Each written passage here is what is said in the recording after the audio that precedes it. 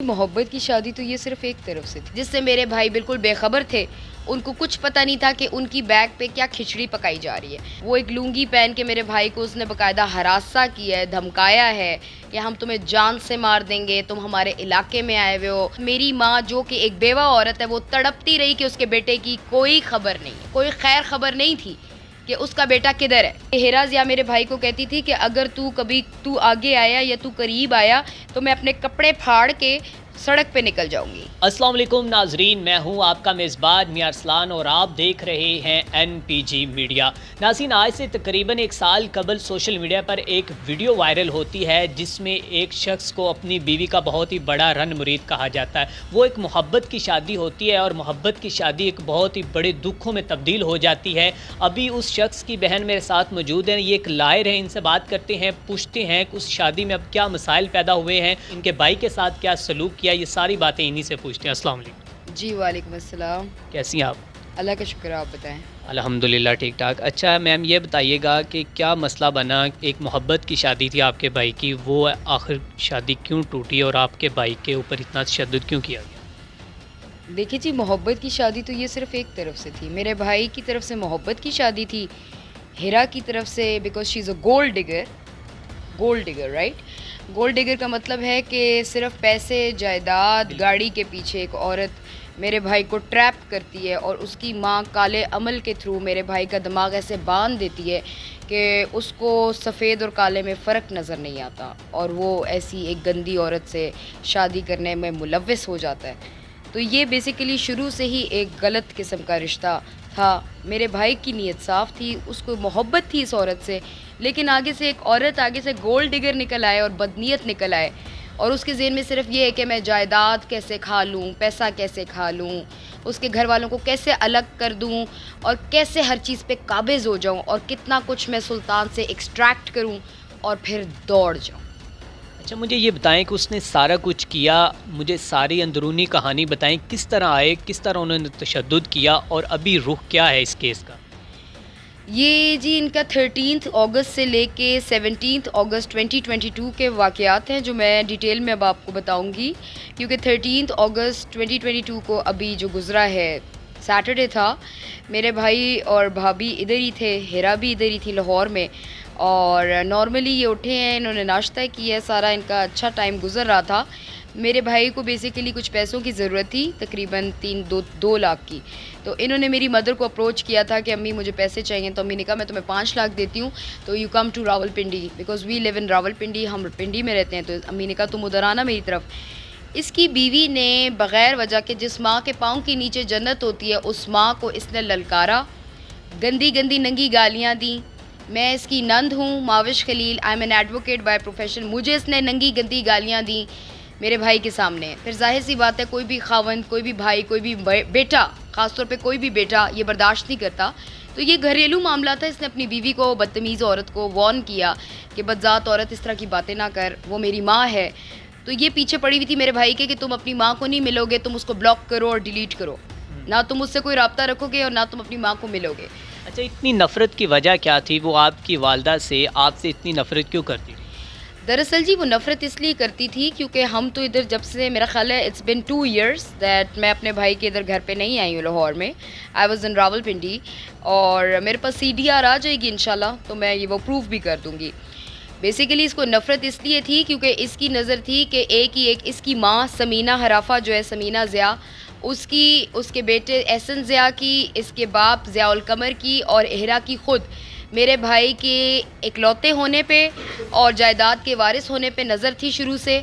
और ये चाहती थी जिस तरह समीना ज़िया ने जिस तरह अपने खावंद को अपने पूरे ख़ानदान से अलग करके अपने भाइयों का नौकर बना दिया पंप पे, और ये कि बस एक ही एक बेटा और मैं उसको अलग लेके बेटे को हो जाऊँ, तो इसने बेसिकली यही प्लानिंग की अपनी माँ की तरह कि मेरे भाई को अलग करे।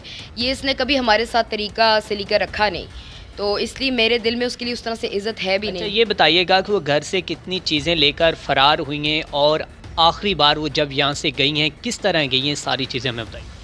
बेसिकली इनके 13 अगस्त को जी इनकी आपस में जो भी मुँह मारी हुई है, उसके बाद मेरे भाई को क्योंकि स्पोर्ट्स बोर्ड से 14 अगस्त के लिए इनवाइट किया जा रहा था, केपीके स्पोर्ट्स बोर्ड से मिनिस्टर्स ने इनवाइट किया था कि वहाँ पे एक बहुत बड़ा इवेंट है, बिकॉज़ आपको पता है वो जिम के ओनर हैं और उनका काम है ये।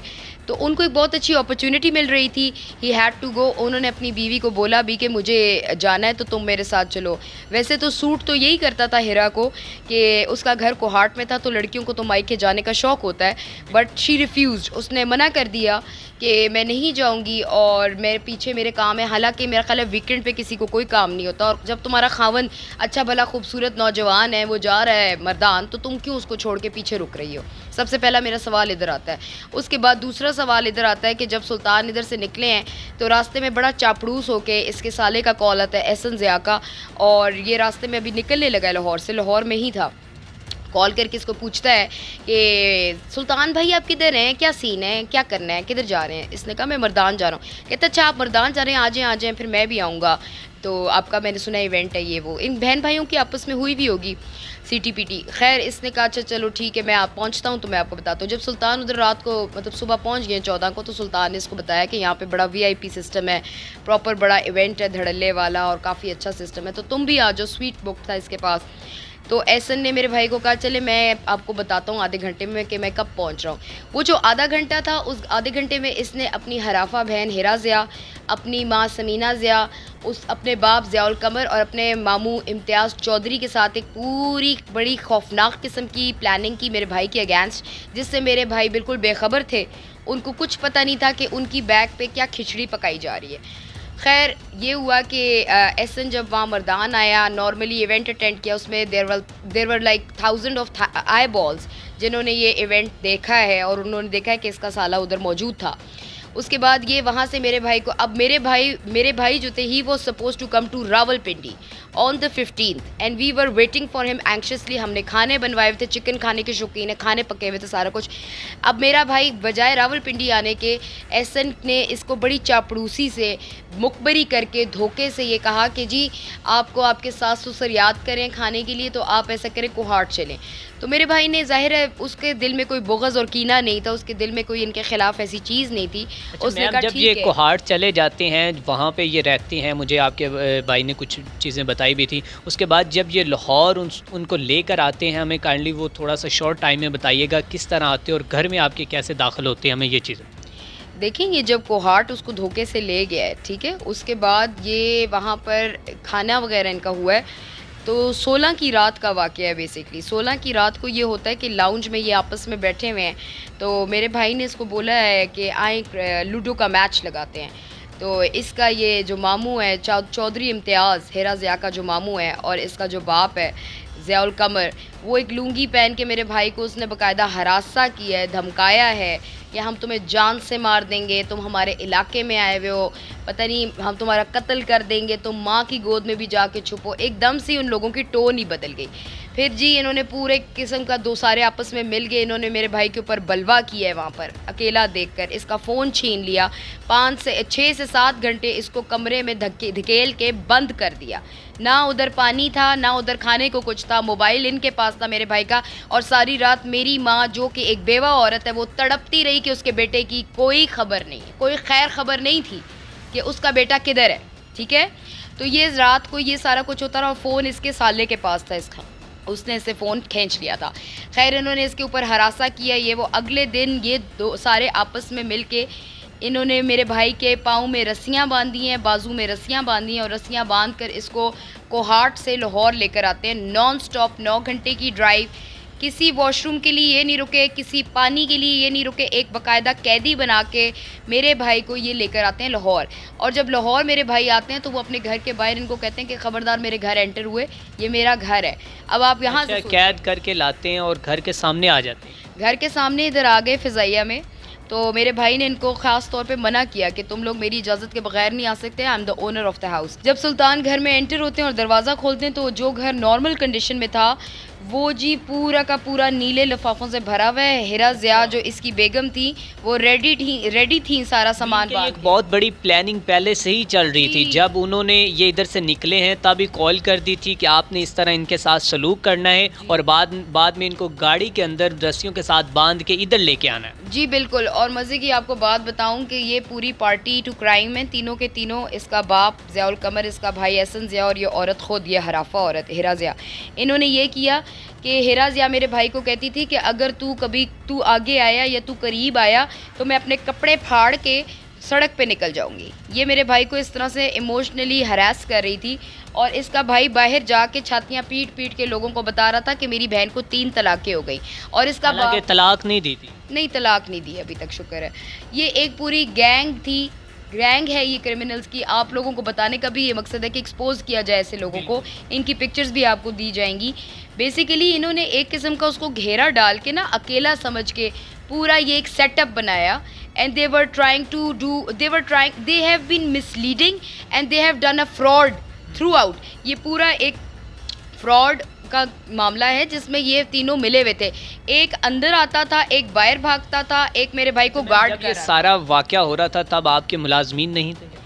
वही हिरा ज़िया इतनी गेमर औरत है कि उसने कभी घर में मुलाजिम नहीं रखने दिया। हालांकि मेरे घर में मेरी मदर के पास 5-5 मुलाजिम है माशाल्लाह, ठीक है। हम हमेशा से मुलाजमीन रखना पसंद करते हैं, हमारे घर का तौर तरीका ऐसा है। ये औरत ना इसको नौकर रखने की तमीज़ थी और ना ये नौकर रखती थी, क्योंकि इसके डिज़ाइन ही फ़र्क थे। मैंने शुरू में ही आपको बताया कि she is a gold digger, ठीक है। एक औरत इस मकसद से आती है कि उसने इस घर में से क्या क्या चोरी करना है, क्या क्या निकालना है। अच्छा जी, जो ये चीज़ें चोरी करके गई है वो भी मैं आपको ज़रा बताती चलूँ। ज्वेलरी तो मैंने आपको 40-45 लाख की बता दी। उसके अलावा 30 लाख के इसने मेरी अम्मी के कमरे से, अम्मी की अलमारी में से डिज़ाइनर कपड़े, डिज़ाइनर जूते, अनसिली मेरी जहेज़ की साड़ियाँ बनारसी, मेरी बहन जो लंदन में होती हैं उनके बहुत सारे अनसिले कीमती जोड़े, और मेरी अम्मी की बहुत सारी डिज़ाइनर जूतियाँ which you don't find in Pakistan. वो सारी बाहर की, दुबई की, अमेरिका की, लंदन की, वो सब ये चोरी करके ले गई है। और उसके साथ ब्लैकमेल करने के लिए ये मेरे भाई की यूनिवर्सिटी ऑफ मैरीलैंड की डिग्री, उसके अलावा उसकी यूएसबी जिसमें उसका सारा डाटा है, हमारी गाड़ी के कागजात और हमारा जो घर में मुलाजमों का रिक्शा है उसके कागजात, और उसके अलावा ये हमारी क्या कहते हैं प्रॉपर्टी के कुछ कागजात भी ले के भाग चुकी है।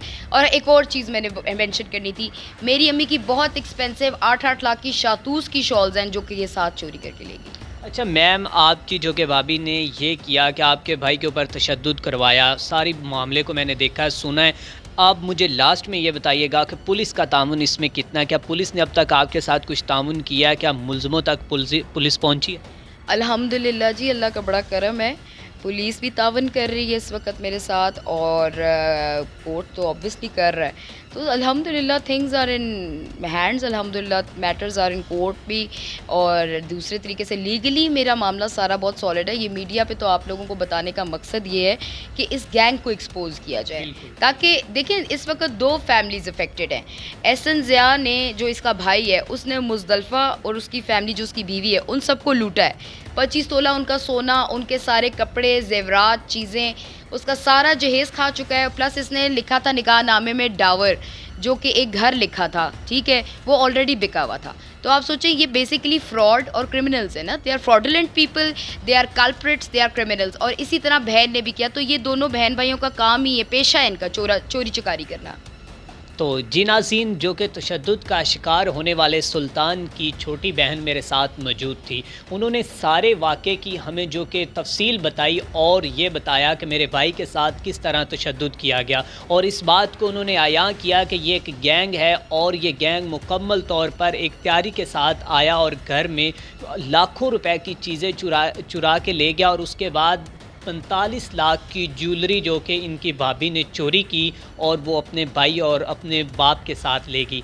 नाज़रीन, आप देख सकते हैं कि किस तरह एक मोहब्बत की शादी हुई। उन्होंने अपनी बीवी के साथ बहुत ही ज़्यादा मोहब्बत की, लेकिन बीवी ने आगे इस मोहब्बत का क्या अंजाम दिया, और आज शोहर जो कि सारी चीज़ों को सामना करके किस तरह जो कि एक शोहर किस तरह एक जो कि परेशानी का शिकार है। नाज़रीन, इसी के साथ अपने मेज़बान मियां अरसलान को दीजिए इजाज़त। अल्लाह निगहबान।